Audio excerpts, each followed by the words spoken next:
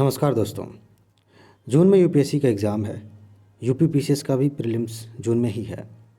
और जब भी एग्ज़ाम करीब होता है ना, हम सब के साथ 99% लोगों के साथ एक समस्या होती है। पता है क्या होता है? हमें ऐसा लगने लगता है कि समय कम है। हमें ऐसा लगने लगता है कि इतना ज़्यादा सिलेबस है, हम कैसे कवर करेंगे। और इसकी वजह से हम कुछ गलत काम करने लगते हैं जो हमारे ही खिलाफ उसका रिजल्ट देते हैं। जैसे हम कोई परफेक्ट प्लानिंग करने लग जाते हैं। जैसे कि 2 महीना बचा है, इतने घंटे हम डेली पढ़ेंगे तो 2 महीने में इतने घंटे की पढ़ाई हो जाएगी। इस तरह की बातें करने लगते हैं खुद से, या फिर कुछ और हड़बड़ी में कोई और प्लान करने लगते हैं, या परेशान होने लगते हैं कि अब कैसे होगा। और इन सारी चीज़ों की वजह से जो भी हरकत हम करते हैं, कभी कभी हमें ये भी लगने लगता है कि हमारा कॉन्फिडेंस कम हो गया है, खुद पर डाउट होने लगता है। मैं आपको एक तरीका बताता हूँ। देखो, समय कम है तो कम है, वो तो दिखेगा ही, सही बात है, समय कम है। लेकिन इसका मतलब ये नहीं है कि हमें हड़बड़ा जाना चाहिए। मैं आपको एक बहुत ही सीधा सा आसान सा तरीका बताता हूँ। अगर आपने इस पर काम किया तो आपको कभी भी समय की कमी महसूस नहीं होगी। आपको कभी भी ये नहीं लगेगा कि सिलेबस इतना ज़्यादा है, इतना बड़ा है, कैसे करें। यह उपाय उन लोगों के लिए है जो एग्ज़ाम देने वाले हैं, जिनके पास समय कम है। क्या करना है, ध्यान से समझिएगा। आपने सब कुछ पढ़ लिया है, ठीक है, सब कुछ 1-2 बार पढ़ लिया है, रिवीजन की स्टेज है, आप रिवाइज़ कर रहे हैं। ऐसे में अभी कुछ दिन पहले ही मैंने बताया था, आपको पता भी है कि कहाँ कहाँ से प्रश्न सबसे ज़्यादा पूछे जाते हैं। एक लिस्ट बनाइए, ध्यान दीजिएगा, मैं कॉन्फिडेंस लाने वाली बात बता रहा हूँ। एक लिस्ट बनाइए जिसमें आपको पता चले कि ये जो है, ये इस तरह के टॉपिक्स हैं जिनको समझने की ज़रूरत है, और इस तरह के टॉपिक्स हैं जिनको रटने की ज़रूरत है। जिनको इस बात का भ्रम है कि यूपीएससी के लिए कुछ भी रटना नहीं पड़ता, वो चाहें तो तैयारी अभी से छोड़ सकते हैं। हाँ, क्योंकि इस तरह की बातें हमारे दिमाग में बिठाई गई हैं कि यूपीएससी कंसेप्चुअल पूछती है तो सिर्फ उसी तरह से पढ़ना होता है।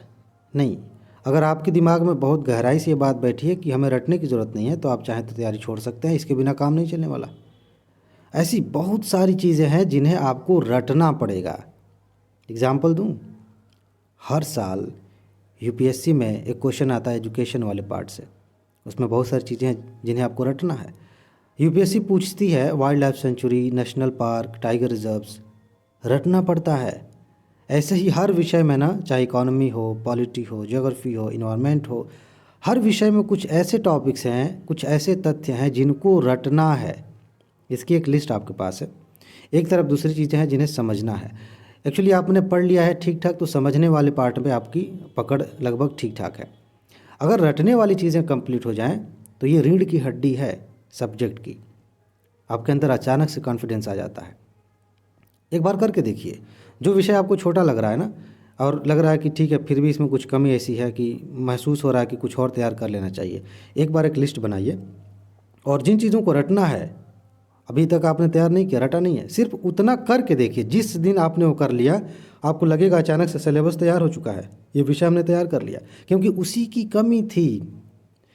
ध्यान से समझिए मैंने कहाँ से बात शुरू की थी। जब एग्ज़ाम करीब है तो हमें लग रहा है कि कुछ कमी रह गई, कुछ कमी रह गई, वो वही कमी है।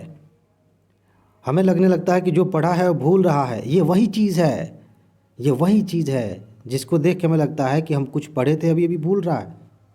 समझी हुई चीज़ें कभी नहीं भूलती, ध्यान रखिएगा। अगर आपने कोई चीज़ समझ ली है, वो कभी नहीं भूलता। रटी हुई चीज़ें, फैक्चुअल चीज़ें भूल सकती हैं। तो अगर आपने इन कम दिनों में इस पर काम कर लिया, मैं ये नहीं कह रहा हूँ कि कुछ भी उठा कर रटना शुरू कर दो, आपको पता होना चाहिए। नहीं पता है तो इस चैनल से आप जुड़े हैं, आपको बहुत सारी चीज़ें पता चल गई होंगी, चल जाएंगी। इन चीज़ों को करिए। दूसरी चीज़, अगला आगे बढ़ते हैं। ये आपने कर लिया,